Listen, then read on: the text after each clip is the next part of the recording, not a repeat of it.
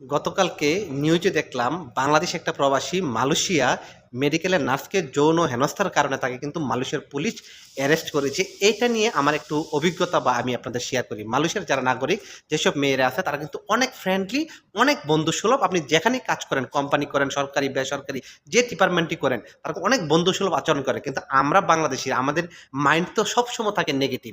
যেহেতু আমাদের দেশে আমরা করে আসছি, ওই নেগেটিভ হওয়ার কারণে যখন তাদের বন্ধুসুলভ আচরণ করে, তখন আমরা মনে করি আমাদের সাথে সকল কিছু ফ্রি হয়ে গেছে। তখন আমাদের চিন্তা ভাবনাটা, আমাদের ধ্যান ধারণাটা আমাদের থাকে নেগেটিভ। ওইভাবে কিন্তু আমরা হস্তান্তর করি। যখন হস্তান্তর করি, সাথে সাথে কিন্তু পুলিশ কল দিয়ে দেয়। আর এটা বাংলাদেশ নয়, এখানে পুলিশ কল করলে সাথে সাথে উপস্থিত।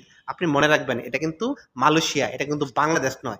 এখানে কিন্তু সকল কিছু ছাড় পাইলেও যৌন হেনস্থার বিচার কিন্তু কঠিন থেকে কঠিনতম হয়। তাই যেসব প্রবাসী ভাইয়েরা নতুন আছেন বা পুরাতন আছেন, নিজেকে কন্ট্রোল করুন। এদেশের মেয়েরা কিন্তু অনেক বন্ধুসুলভ। আন্তাজে গিয়ে আনতে একটা কাজ করেন না। যদি যেহেতু আপনি প্রবাসে থাকেন, এমনি তো অনেক অভাবী, এমনি তো মনের ভাবে ফাঁপ ফাঁপ থাকে, কিন্তু সেই ফাঁপগুলো আপনি অন্যভাবে দূর করিয়েন। কিন্তু তবুও এই ধরনের কাজ কখনো করেন না। মনে রাখবেন, এটা কিন্তু বাংলাদেশ নয়, মালয়েশিয়া। এখানে যৌন হেনস্থার কোনো ছাড় নাই, কোনো সুযোগ নাই, কোনো তদবির নাই, কোনো টাকা নাই। তাই প্রবাসে আসছেন কাজ করতে, ফ্যামিলিকে, নিজে ভালো থাকার জন্য। তাই নিজে ভালো থাকুন, নিজে সাবধানতা থাকুন, নিজের পরিবারকেও ভালো রাখুন। এই অকাজগুলো করে নিজে বিপদ ডাকেন না, পরিবারকেও বিপদ ফালাইন না ভাই।